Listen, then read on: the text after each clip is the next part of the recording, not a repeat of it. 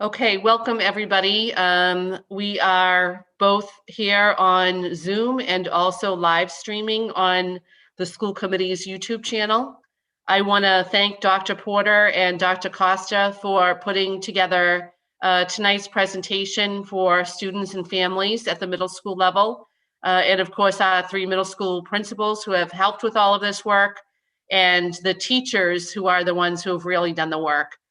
They've spent years working on this ideology, and especially the last several months figuring out how to make it work when we had to switch to a remote learning environment.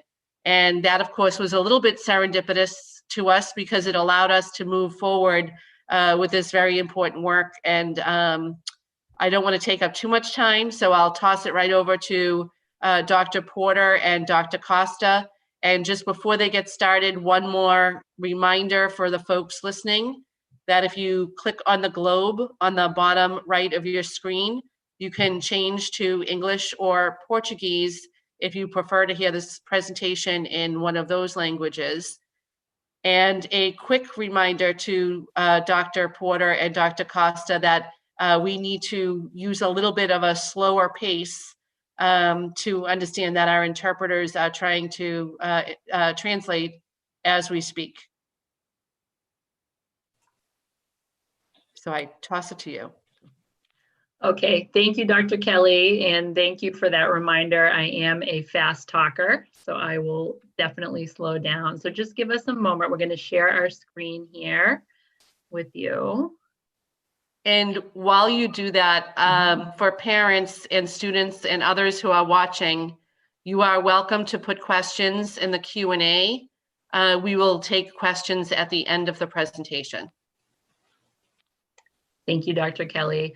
So my name is Christina Porter, and I am the Director of Humanities for Revere. And my name is Matt Costa. I'm the Director of STEM disciplines for Revere. So we want to start our presentation tonight with a poll question we're going to launch. And I'm going to put it up on your screen. So the poll question is up there, and the question is, when you were in school, did you ever receive a grade that you felt was unfair? So that's at any point in school. So if you want to just take a minute to answer that question.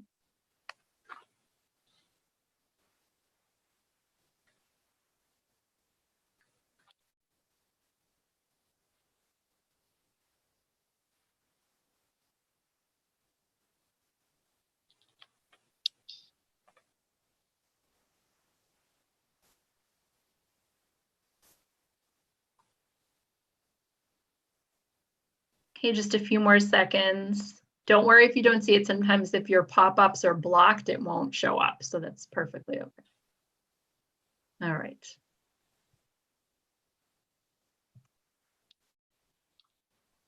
Okay, so there are the results of our poll. So we had almost 50% of you answer yes, 37% answer no, and 14% say that you didn't remember.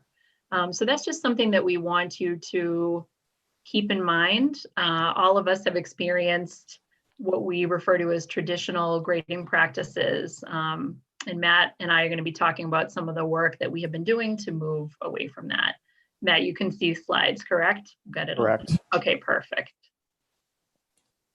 So our goals for this session is we hope that by the end of this evening, you'll be able to describe the rationale for transitioning from a traditional grading system into a mastery-based system of grading. And we also hope that you'll be able to describe the feedback that you and your student will receive during a trimester and on the report card. So that's the list we have there of some of the items we're going to discuss with you tonight.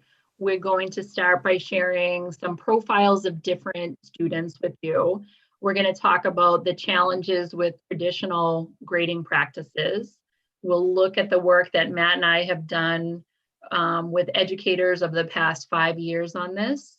Then we'll talk about mastery-based grading, look at the rationale for why we're changing right now, give you some preparation for what's next, look at the type of feedback you and your student will be receiving, talk about the option to receive honors credit, give a little snapshot of what the report card will look like, and then we will talk about the next steps with this work.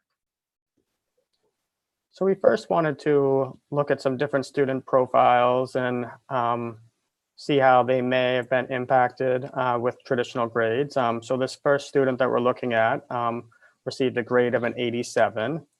And for the course that we're looking at, the student had a good grasp on many of the goals for the marking period. However, there were a handful of key, really important concepts that the student didn't have at the end of the marking period. And this student's final average was really impacted in a positive manner because they had what we call really great habits of work. They're always completing assignments on time, and they participate well in class.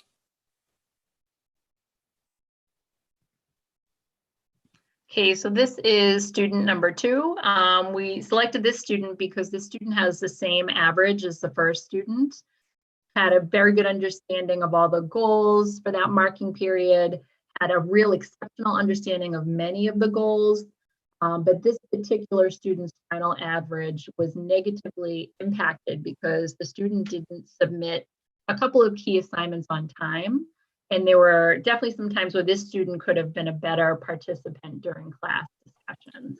So even though these first 2 students had the same exact grade, their work for the course had them in different spots, and they're in different spots in terms of their key next steps that they have to make as students. So a lot of times we would think of these students as being in the same exact spot, but in actuality, they're in 2 completely different spots and 2 different levels of readiness for what's going to come next.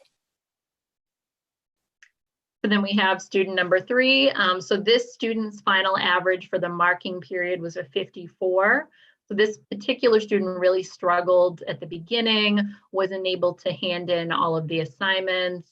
But by the end, and this happens, right? The student started having a turnaround and was demonstrating some okay levels of mastery. However, in the traditional system, that practice of averaging together all the grades, so those early low grades, the student couldn't escape. So that average numerically was something the student couldn't come back to, even though this student started to improve.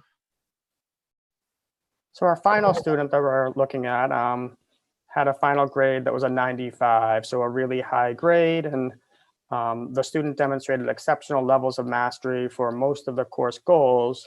However, there are a couple of key areas where the student only has demonstrated some understanding.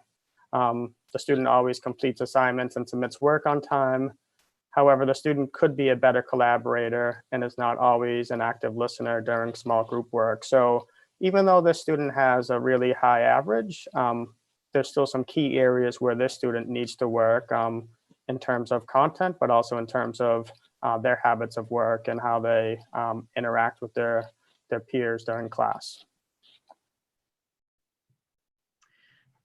So we have another poll, but before we give you that poll, we just want to talk a little bit about these traditional grading practices. So all the folks that are here with us tonight have experienced these in school pretty much at some point. So one of the things that we talked about was the averaging. So on the left here, this is just sort of a snapshot of a grade book. And you'll see the list of all the items that the student had done, the tests, quizzes, homework. We talked about participation is usually lumped in with your academic progress. So for this particular teacher, these were the weights. So different teachers weight assignments in different ways. If you'll notice here, little bit of a struggle at the beginning of the term, like the first test here was a 0, but then if you start looking down towards the bottom, the student started to improve, right? The third test is a 75. Then they struggle a little with some classwork here, but did better on a quiz, better on the test, but still the term grade for this student would end up being a 60%. So that's one of the real limitations of traditional grading. It's very difficult when students struggle to be able to come back. We had asked you that question at the beginning, if you'd ever received a grade, you know, that you didn't really understand. So I certainly know I had that experience as a student. You'd get a paperback or an assignment with just something like this, but there's no information about what you could do next time, just sort of a grade. Same thing here in the corner. When a student receives a final grade, say of a B-, that just takes everything that the student had done over a marking period and gives you that one grade. We have this image of the report card in the schoolhouse because we've changed a lot of things in schools, but grading practices have been around for well over 100 years. The way that we have all been graded has not been something that has really changed, and that's some of the work that we're looking to do here. Matt, I'm going to go ahead and put up that second poll before we go on. Okay. All right, so if you want to go ahead and answer this question, when you received a grade, did you always feel like you had a clear understanding of your next steps? So what you should do next to improve? And this could be a grade on a single assignment, or it could be a grade overall for a term or a quarter.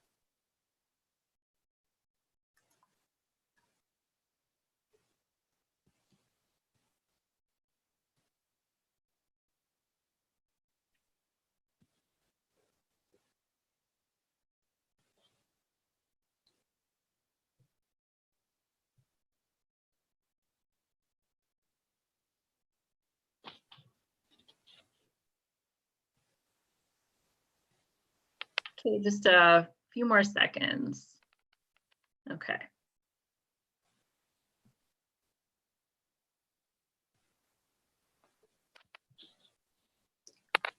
Okay, so you should be able to see those results.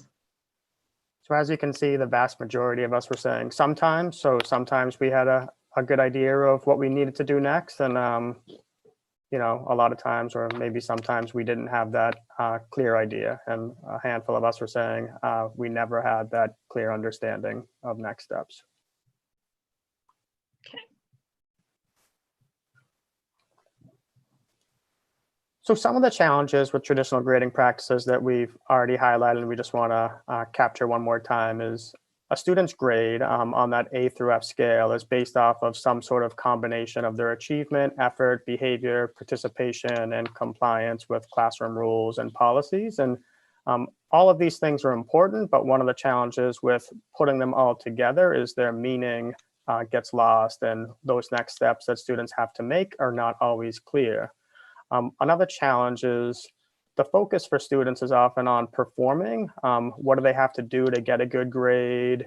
How do they have to get more points? And the focus and the emphasis is not on learning as it should be, or not always on learning as it should be. As we've highlighted, feedback that students get from that one overall grade at the end of a marking period, or even just like that one grade on a test or an assignment, it's often unclear. Maybe next steps are not always known.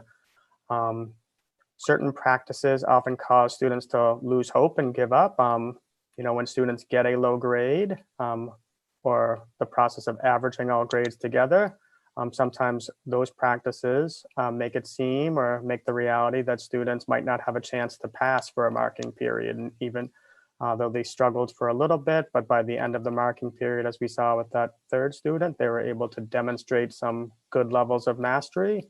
They just were in such a mathematical hole that it was impossible to get out.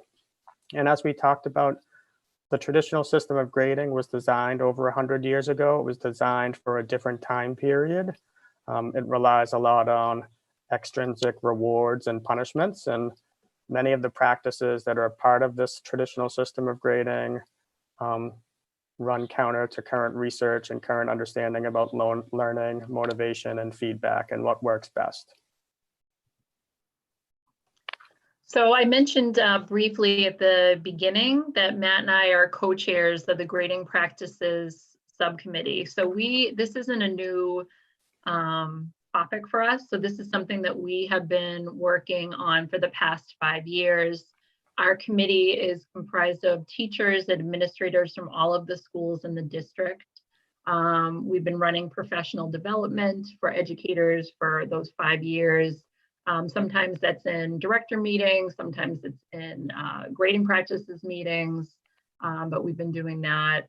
So one of the things that we had done recently was the standards-based report card. So we had worked with the elementary team of educators to implement a K-5 standards-based report card. So you have children that have been in the elementary schools, you have seen that. And we've also developed a habits of work rubric and feedback for middle and high school. So the intention behind that is really to separate out a student's work habits. So in that example I gave, like things like participation from their academic progress. So this flow chart here highlights some key components of a mastery-based grading system. So sometimes this system is also referred to as a competency-based or proficiency-based grading system. A key aspect of it is that a student's final grade is based off of the ultimate levels of mastery that they were able to achieve. Their feedback, our students' feedback, is separated into two distinct categories. One category being their academic mastery, and the other category being their habits of work. And both of these categories are really important, and we want students to develop in both of these areas because that's really going to help them with their next steps. And we feel and we know that by separating out this feedback, it leads to better and more actionable input and information for our students. With the focus on academic mastery, it's important for students to have multiple opportunities to demonstrate mastery, and that early struggles for students during a marking period or during a unit don't have the impact on a student's final grade as in a traditional system of grading. And a key goal for a mastery-based grading system is that all students should understand the areas where they have strengths as a learner, as well as the areas where they have next steps. So all learners have strengths. It doesn't matter if they're really struggling in a class, they have strengths in that class and they have next steps. And the same can be said for a student who is achieving and is performing at a high level. They also have next steps to make as learners.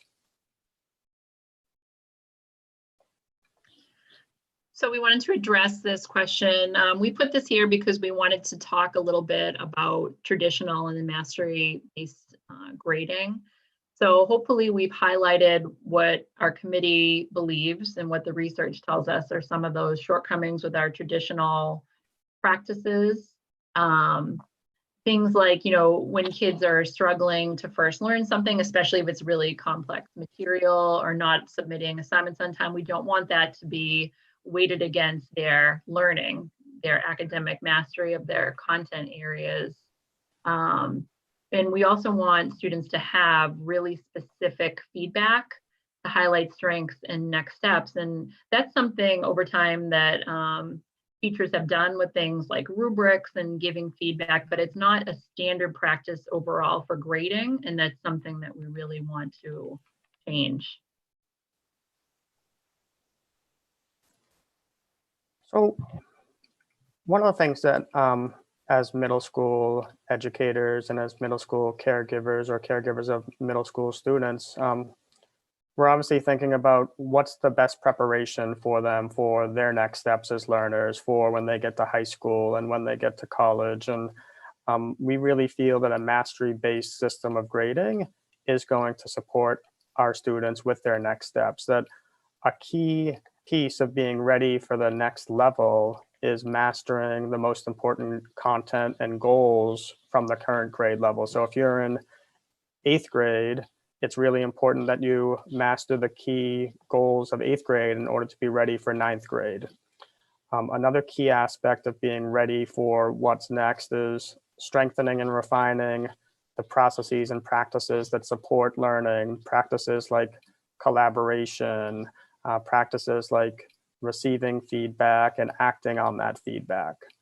Becoming intrinsically motivated to learn. As we mentioned, one key weakness of a traditional system of grading is that it really focuses on external rewards and motivators and punishments for students. But we really need students to have that intrinsic drive to learn and to be successful. And having a clear understanding of where students have strengths and where they have next steps really supports students in developing that intrinsic motivation. And then finally, being able to struggle with challenging work and applying feedback to demonstrate higher levels of mastery. A lot of times, a traditional system of grading where every single grade impacts your final average limits how students want to approach challenging work, because they know if they struggle with challenging work, it's going to impact their final average. So really removing some of those barriers for students are key. So we want to say with the next several slides in a couple of weeks, and we'll talk about that at the end, the middle school principals are going to be presenting the next webinar that has more specific information and examples of what this looks like in grade books and in classrooms. But we know that we also wanted to address the curiosity of what this looks like. So this is the middle school grading language and scale. So we have here the language, and the goal we want to say is that third level there, meeting the competency. So our goal for every student is that they get to that green level. And we're going to take a peek in a minute into math and ELA so you can see what this competencies we're talking about look like. So that is our goal. And we also want to be able to give kids that specific feedback. So I grew up thinking like, oh, I was good at English. But then I remember getting to college and there were so many aspects of writing that I was not good at that I got that feedback pretty immediately. So I wonder if I had had that information in middle school or high school, if I would have been able to focus in on those specific areas. But this is the language and the scale. And again, the principals will be back with another webinar in a few weeks to give you some concrete examples. So the initial goal for all students, as Dr. Porter mentioned, is to meet the competency. And then once students are able to meet the competency, we would want students to be working towards demonstrating the exceeding the competency rating. So challenging themselves to demonstrate higher levels of mastery. And the approaching the competency category is for students who are really close to meeting the competency, but there's a couple of key areas or a handful of key areas that they're missing. So having that feedback of where are these important pieces of this content area that you don't yet have that we need you to work towards, because we know if you don't have this, you're going to struggle in what comes next, whether it's what comes next in this course or what comes next year. So here's an example of some of the work that our teachers have been doing in some of their professional learning groups is unpacking the standards for a course. So this is a 7th grade math standard on number sense. And this standard has 7 benchmarks that ideally all students would have all 7 of. And we've identified some benchmarks as being absolutely essential. So those are the benchmarks that are highlighted in green, as in order to be competent for this standard, you absolutely need to have those green benchmarks. And then there's some benchmarks where you may only need 1 of the 2, or in some places it might be 2 of the 3. So obviously it would be wonderful if all students could have all of these benchmarks, but we know that sometimes different things happen, and in order to keep focusing on this one area, you might not be able to work in other areas. So, but this is what our teachers are working on to provide clarity for our students and also for caregivers around what is the expectation for a student to meet the competency, what are students working towards during a unit, and thinking about when they take an assessment, looking at that feedback from an assessment and being able to identify these are the benchmarks where I have strengths and these are the benchmarks where I have some next steps. And then similar, so we have a snapshot from ELA. ELA looks a little different because all of the standards for English spiral up through the grade levels. So this is a key power standard, citing evidence to support analysis of a text. So we identified what trimester the teacher would be visiting or really emphasizing the standard. And similar to math, to meet the threshold for competency, you need to be able to hit those first 4, provide evidence of the first 4 learning targets. Obviously, accurately paraphrasing is an important skill without plagiarizing, but it isn't necessary to demonstrate competency, even though that would be a goal for everybody to get there. So we just wanted to give you an example of what our teachers have been working on to define this by content areas. So we wanted to give a quick overview of the different types of assessments that our teachers will be using and how those assessments will be labeled in PowerSchool. So really, one of the things that we've been working on in recent years is thinking about the different purposes for assessment. So when students are first learning something, a lot of times they might have skills and practice assessments. So that could be a homework assignment, that could be some classwork that students are doing. So it's really when learning is very new and it's just to practice a new skill. So these assessments really shouldn't have an impact at all on a student's mastery grade because struggles are expected. It's not expected that a student's demonstrating full mastery at that point. It's more just for students to practice and for educators to understand where students have strengths and where there are next steps. And then as learning continues, there's formative assessments, and formative assessments are meant to inform next steps. So formative assessments are often independent. Sometimes it could be certain aspects of group work. It could be a quiz could be considered a formative assessment. And hopefully when students are taking formative assessments, they can identify which benchmarks they have strengths on and which benchmarks they need to focus on. And then finally, summative assessments are really meant to see where students have demonstrated that mastery of a benchmark or of a standard. And in a traditional system of grading, a lot of times students may not have opportunities to retake or revise their summatives. But with a mastery-based system, we would want students to have those opportunities to demonstrate through a retake or a revision that they now have a standard or a benchmark that they didn't have when they initially took that summative assessment. So this is just a summary of the different types of feedback that Matt was just talking about. So again, you'll see practice, formative, and summative in the grade book. And many assessments, actually most assessments will probably cover more than one benchmark. So it's very unlikely that especially a summative assessment would just be around one standard or learning target. There'd be several.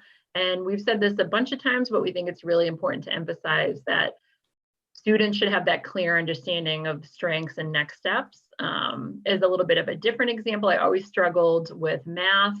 And I read this and I think how helpful it may have been to me as a student if I knew exactly where I was doing okay in the areas that I needed to continue to focus instead of just that one grade, which is what we're used to receiving for feedback.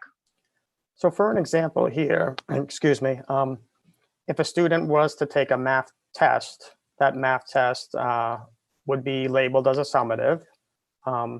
And maybe it has 3 or 4 benchmarks. So there might be, or there would be 3 or 4 entries into the grade book, and you would be able to see that your student was maybe meeting the competency for 2 of those benchmarks, and maybe they were only approaching the competency for 1 of those benchmarks. So a key next step would be continuing to work in that one area where they are only approaching the competency and they have some next steps to make. So now we have this, the students are detracked, but they still have an option to meet that honors distinction. So we mentioned when we were showing you the color-coded scale that meeting competency is the goal. And once we're meeting the competency, we want to push students and give them opportunities to exceed the competency. So students who are consistently exceeding the competency for the trimester are going to earn the honors distinction. So something that's really important that we keep emphasizing here when we're working with teachers is that this is not always necessarily about doing additional assignments or extra credit. This is about them demonstrating deeper levels of understanding. So we have some bullet points there, like making key connections across different standards, solving complex problems in a bunch of different ways, demonstrating mastery on a task, going above and beyond the grade level expectations. So it's not about going quickly. An important point we also want to make is that not every assignment would have the option for students to exceed the competency. So like if we're just having them practice something that's new, it wouldn't be an option, and possibly on some of the formatives. Teachers are working on this in teams. So this is not an individual decision. So we have grade alike PLGs where folks are working to determine what this would look like in their particular content area so that we have consistency here.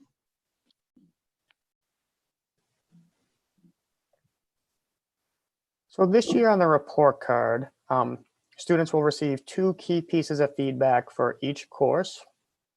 They'll receive their academic mastery level, which will be on the rating of exceeding the competency, which is that honors distinction, meeting the competency, approaching the competency, and then not yet meeting the competency. And then students will also receive their habits of work feedback on the outstanding, satisfactory, needs improvement, or unsatisfactory scale. But behind the scenes, students will have a lot more information about both of these areas. So there's a rubric that students have around their habits of work and key indicators that their teachers are working with them to develop in middle school. And as we've highlighted, each course will have benchmarks that will be used to determine these academic mastery levels. So a couple of next steps, and then we can field any questions. So as we mentioned, the next town hall will be with the middle school principals. It's going to be in late October, early November. So in that town hall, we'll have more concrete examples of what the assignments look like, what teachers' grade books look like, the type of feedback that students are getting. We're going to, as we've done with all of our grading work, collect feedback from caregivers, students, and educators. And from there, we would work with our grading practices committee to determine some next steps for the report card for the next school year.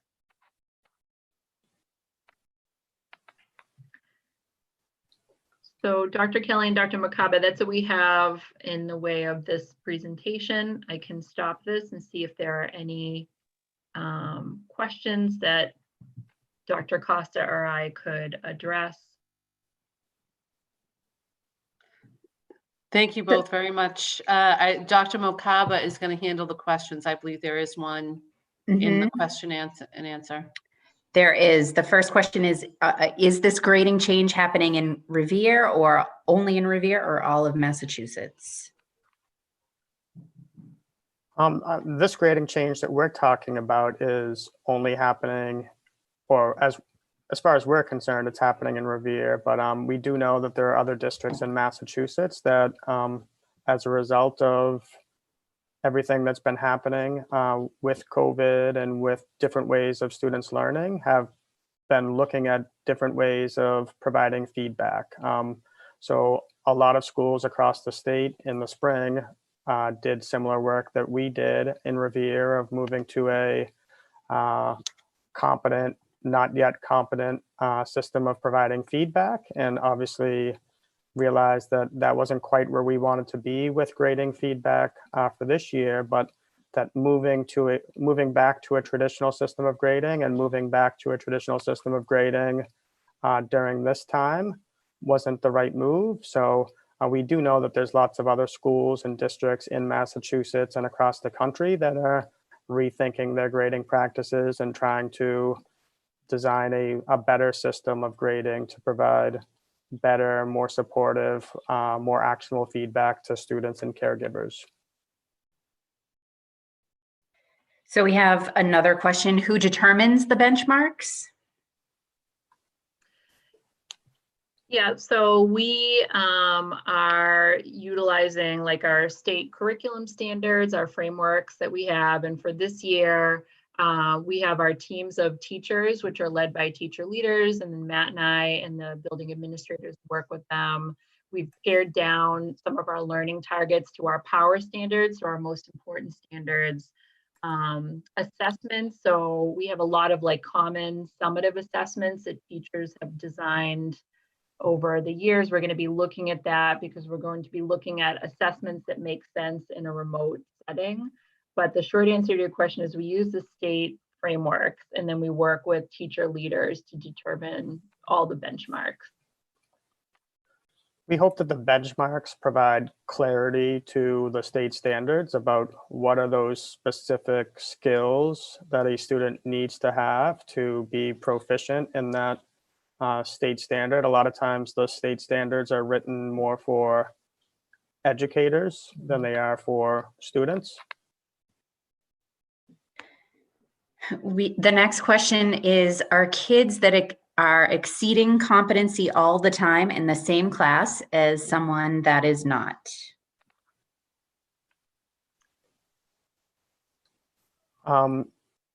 So students could be in classes with students who are at different levels of meeting the standards or meeting the benchmark. So one student in the class could be exceeding the level of competency, while another student in the same class might only be approaching the competency or might only be meeting the competency. And at times that might flip too. At times a student who was only approaching the competency for the first couple of units really might start to have things click for them. And all of a sudden now that student is demonstrating and exceeding the level of competency rating. Our hope is that by providing students multiple opportunities to demonstrate mastery, that more and more students will find success in their courses. The next two questions are pretty similar. They involve middle school transcripts that are being sent to high schools. How will this grading system affect students as they transition to high school? Yeah, just like, I mean, similar like high school to college. So anything that is non-traditional, we always explain that on the transcripts if they're being sent somewhere. You know, I like to use college as an example for this because they receive transcripts from all around the world. You think especially like our Ivy League. So usually like transcripts always come with an explanation of what the system means. And if there are any particular questions, we have a way for them to reach back to our guidance staff so that we'd be able to explain. The next question references what Dr. Actually, Costa said. Dr. Mokaba, can I just expand on what Dr. Porter just said for Sure. just a second before we move on? Yeah. I did want to point out that Dr. Perella did a session last week on mastery-based grading and competency-based grading at Revere High School. And if folks weren't able to meet that, it is on the school committee YouTube channel. So you are welcome to go there at any time and view that presentation as well. But this absolutely is a change that districts all around the country are making, and our colleges and universities are actually welcoming it. One of the things that Dr. Perella and Ms. Tuckman shared in their presentation was a list of local universities that have adopted these kinds of or endorse these kinds of programs because they feel they get a better understanding of the child and the student in order to make an informed admissions decision. So I just want to add that. Thank you. The next one, as I was saying, references back to what Dr. Costa said about feedback students get their next steps. So when next steps are identified, how are those next steps addressed with the student? That's a really good question. So the feedback could come in a bunch of different ways. It could be written out on the assignment. It could be in a meeting between the teacher and the student. And what am I missing there? It's also going to vary based upon when in a unit of study that feedback is coming. So as we mentioned early in a unit of study, all of us in a class are learning and all of us have areas for next steps and areas for growth. And but as we get closer and closer to the end, maybe there's only a handful of students, and maybe after we take that end of unit summative assessment, there's a handful of students that have some key next steps, and the teacher is going to work out a plan with those students to make sure that those students get where they need to be. And how that happens could be with different schedules, different opportunities for extra help, things like that. But or it could be with some asynchronous work and different opportunities for students to continue practicing in key areas, and then demonstrate that they now have that benchmark, or they now have that skill that they didn't yet have before. You know, a nice point about that for parents and caregivers is that you'd be able to better help your kids because you could see exactly what they were missing. You know, my daughter attends school in Salem, and this is the type of feedback she receives, and it's really helpful for me because I know exactly where she's doing well and exactly what I need to do to support her, instead of just that amorphous grade. You know, if there's an A, a B, like, you know, your child needs to got this and this, they're doing great, but they really need to be able to provide explicit evidence from the text to support their claims. So that's what we want them to work on next, for example. So the next question is about the honors distinction. And it says the honors distinction sounds like a personal assessment of the student from the teacher and not based on the physical work. It seems like this grading system is a personal review of student comprehension. So we apologize if that's how the honors distinction was portrayed. So the exceeding the competency rating is meant for students who are going above and beyond the mastery rating or the competency rating or expectations for that unit of study. And what that would look like would vary in different content areas for different units, but it's meant for that deeper level of work and that deeper level of understanding. So it's not a personal judgment on a student. It's the caliber and quality and depth of the work that they are demonstrating for that unit of study. I don't know if there's anything else to add there, Dr. I Porter. mean, I think it might be, it's probably going to be more tangible to see in our next town hall when we have some examples of assignments and student work that was exceeding the competency. We know, like, all of us have had this system for probably our whole lives, so it's different. Me personally, it's easier to see. So we will have that next time because, like Dr. Costa said, it would vary based on the assignment and the unit of study. I was just going to say, it might be helpful even now, even though we don't have the literal assignments in front of us, but to just talk through an example of what might look different in terms of meeting competency versus exceeding competency. And I know that we have, and the teams of teachers have talked about a lot of different ways that might look. I don't know if you want to just share maybe one or two. Sure. I mean, I have I was thinking, like, if a student had done, they had read something and they're responding to it. So that's pretty general, right? And the assignment called for them to analyze just what they had read. And then you're reading it and they not only analyzed, let's say, the article they had read, but they start making connections to other articles that are similar or other readings on that topic that are outside of what the assignment called for. That could demonstrate exceeding that competency because they're analyzing not just what was in front of them, but making connections to other things that they had read or worked with. In the math classroom, a lot of times students are engaging in rich tasks, maybe a performance-based assessment or another rich item. And a student who is meeting the competency might be able to solve that rich task in one way.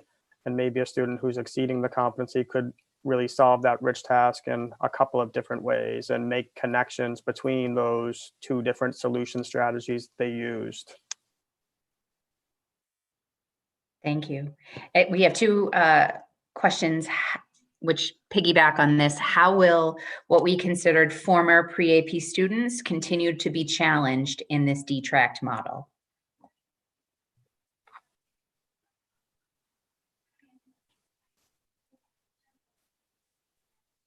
And the follow-up is, if my child is earning honors in each trimester, would that qualify her for accessing AP classes in high school? So I can talk about the pre-AP students.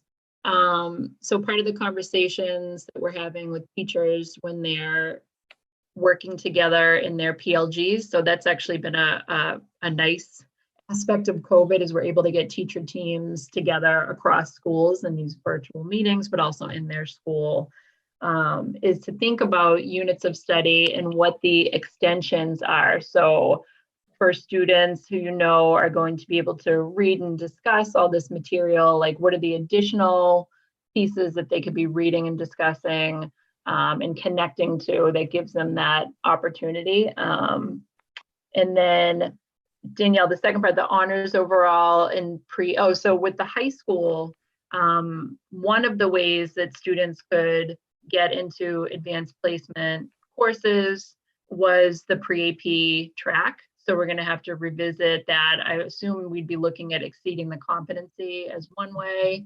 So students who are, let's say you exceeded the competency and, all the way through a grade level, like that might be one way to move into that. But we're going to have to look at the high school, because that's one of the ways that we used to do it. But we also didn't want pre-AP to just be a gatekeeper. So we'd be looking for other students who are exceeding competency to have access to those classes as well.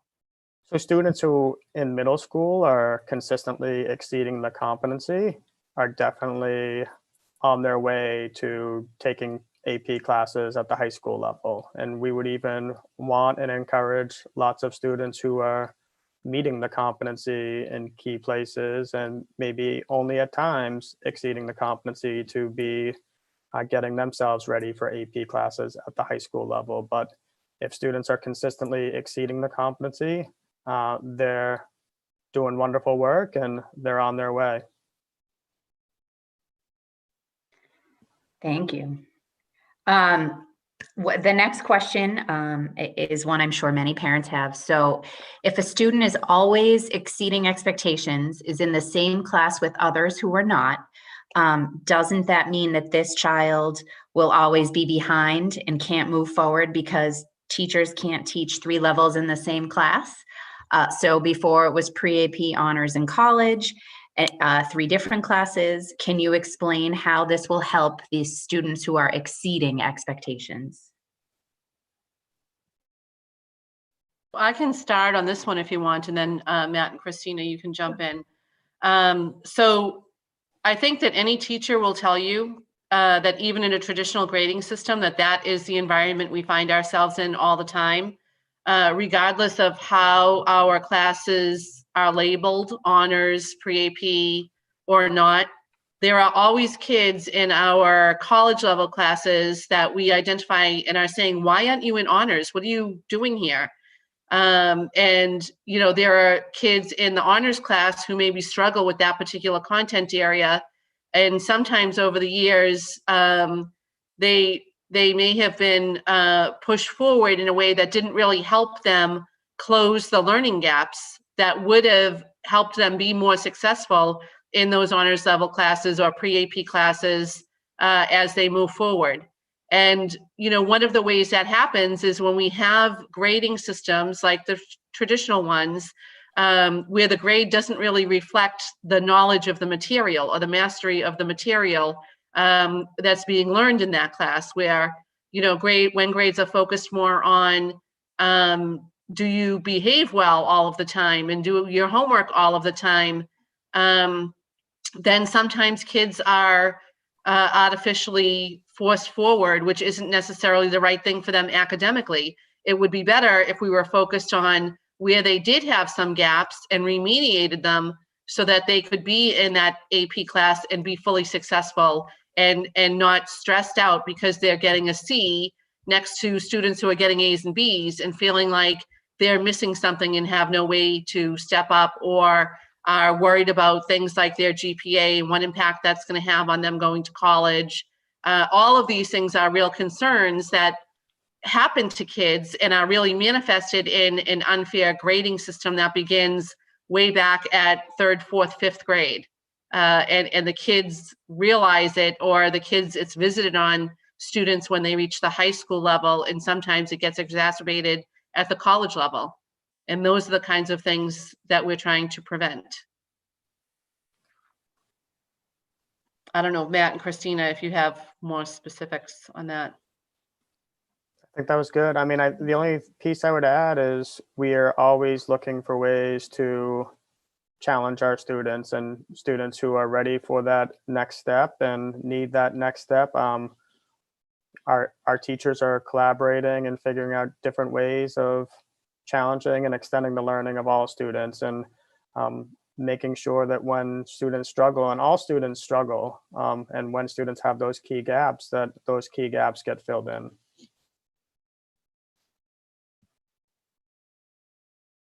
Thank you. And the last question relates to remote learning.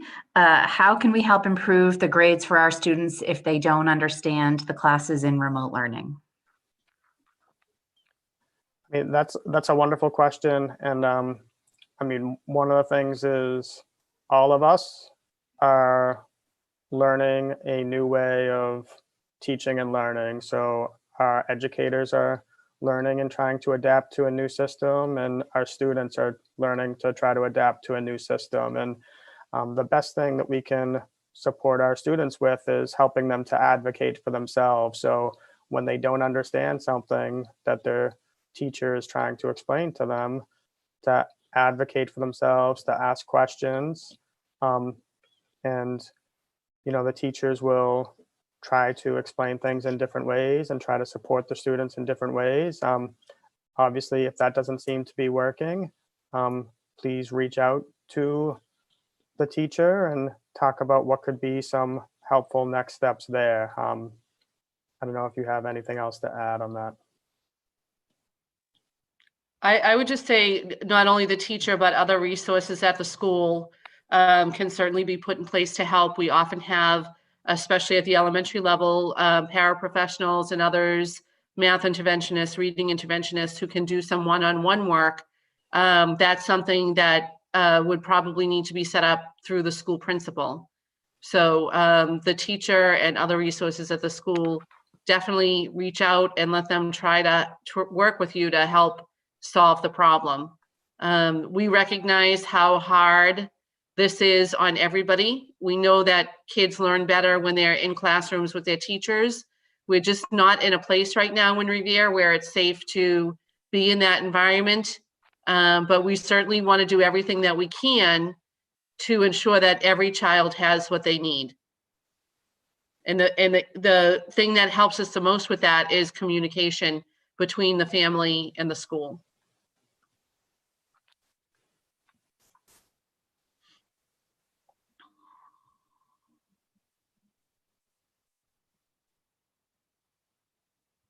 Dr. Kelly, was one more final question about class size. Will this change class size in our schools? I don't think it'll have a significant impact on class size. If anything, it might balance class sizes out a little bit. We were always restricted with honors level classes that we could often have only one section, which meant sometimes it'd be 30, 32, 33 kids in that class all at once. But we don't think that it'll have a major impact on class size at all. So with that, I know we're just coming up on the 7 o'clock hour, and there are no new questions in the Q&A. So I want to thank Dr. Porter and Dr. Costa for their great work, and everybody who works on the grading subcommittee teams, who's been doing all of this work and all of this development and all of this research. One thing that we've always prided ourselves on in Revere is being on the forefront of cutting edge educational practices, and this is no different. So I thank you all, and I encourage any of the parents or the listeners out there who might have additional questions to feel free to email them. Dr. Porter mentioned that our middle school principals are going to be giving another presentation in just a couple of weeks. that will help this stuff seem even, be even clearer than it might be right now. So thank you all and have a good night.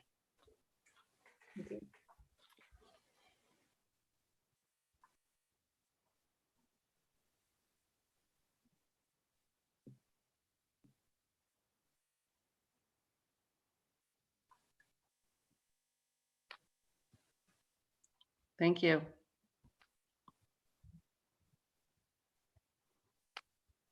All right. Thank you. Bye, thank you. Bye. Good night, guys. You as well.